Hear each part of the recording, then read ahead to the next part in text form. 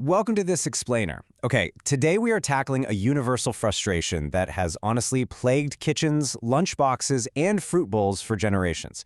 I'm talking about the rapidly browning apple. We're going to uncover the completely fascinating microscopic science behind exactly why this happens, explore some pretty genius ways to conquer it in your own kitchen, and then we're going to flip the script. We'll look at when this exact same scientific process is actually your best friend. Let's get into it. So let's start with a really simple question, one that haunts lunchbox packers everywhere. Who actually enjoys eating a brown, discolored apple slice? Yeah, the answer is practically no one. I mean, it looks unappealing, it just kind of feels sad, and frankly, it is a massive driver of food waste in our homes. There's this one user on the Lemonade community who perfectly captured this daily struggle. She noted that her 7 and 11-year-old kids absolutely refuse to eat oxidized, sad-looking fruit. It's so bad they actually ask her to, quote, cut the crust off their apples. It's funny, right? But it hits the nail on the head. There's a real barrier to eating fresh, healthy foods. When the visual appeal drops, well, our appetite goes right down with it.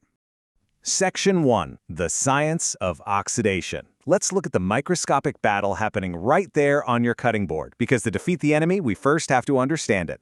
So, the scientific villain ruining our fresh fruit has a name, and it's enzymatic browning. It's basically a chemical reaction that relies on two main things: oxygen from the air around us and an enzyme hidden inside the apple called polyphenol oxidase, or PPO for short. When these two crash into the natural phenols in the apple, they produce melanins. And here's a wild fact. Those are the exact same types of pigments that give human skin its color. But in an apple, they just look like brown rot.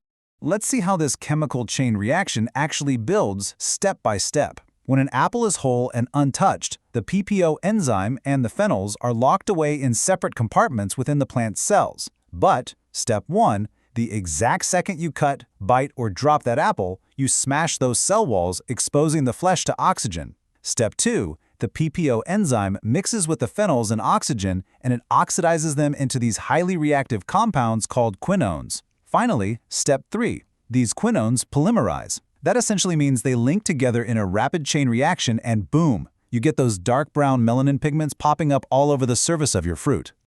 Moving right along to Section 2, Hacks to Stop the Rot. The absolutely crucial point here is figuring out how to block this reaction. We know the key players, right?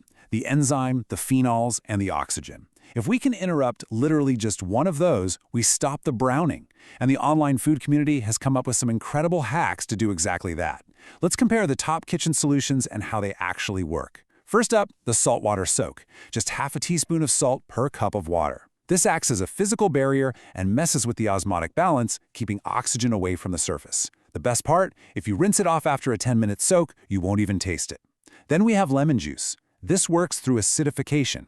See, PPO enzymes love a pH between 5 and 7. Lemon juice drops that pH below 3, knocking the enzyme out completely. But you do get a tart, lemony taste. Finally, ascorbic acid, which is basically vitamin C powder.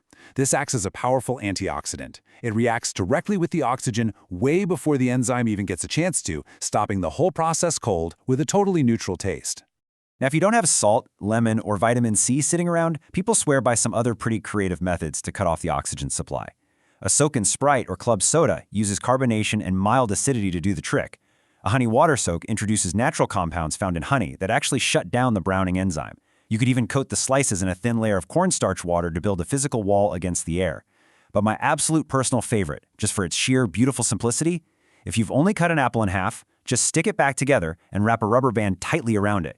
It literally just physically blocks the oxygen from reaching the cut flesh. Simple, right? All right, Section 3. Big Food's browning battle. Because look, this isn't just a lunchbox annoyance. This is a massive global food industry crisis.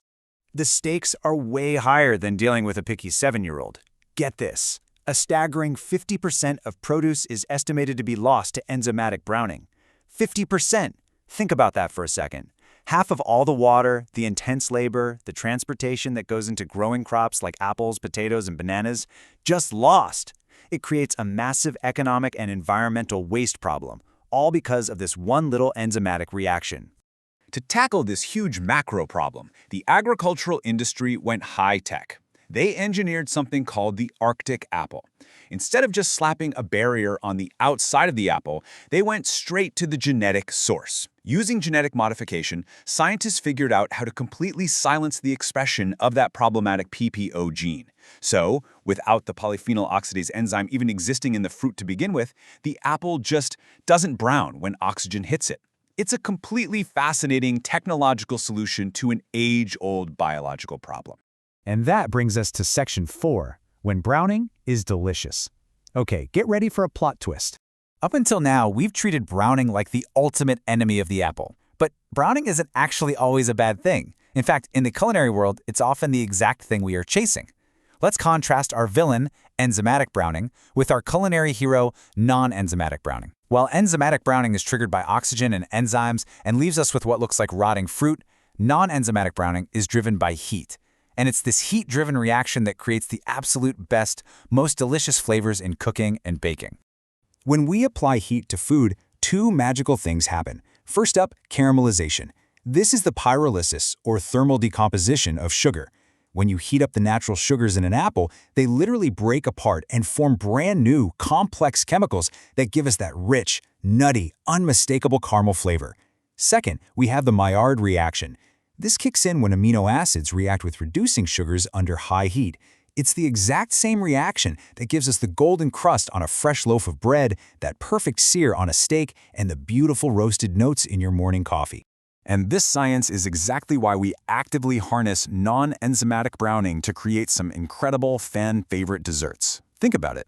By taking those exact same apples that we just tried so hard to protect from oxygen, tossing them in butter and sugar, and then blasting them with the intense heat of an oven or a skillet, we unlock caramelization and the Maillard reaction. We get caramel apple bark, baked brown sugar cinnamon apples, brown butter maple apple blondies, and, of course, the classic apple brown Betty. We are intentionally browning the food to develop these deep, complex flavor profiles that raw fruits simply doesn't have.